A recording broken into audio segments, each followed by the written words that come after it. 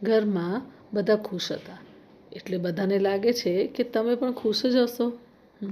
પણ કોઈને ખબર નથી, દરરોજ થોડું થોડું કરીને તમે તમારી ઈચ્છાઓને મારી રહ્યા છો.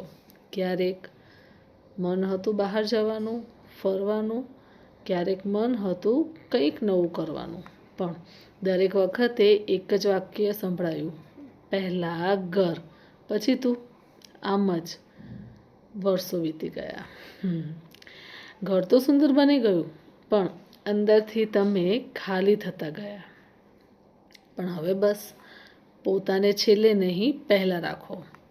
કારણ કે જે સ્ત્રી પોતાની જાતને ભૂલી જાય છે ને, દુનિયા પણ ધીમે ધીમે તેને ભૂલવા લાગે છે.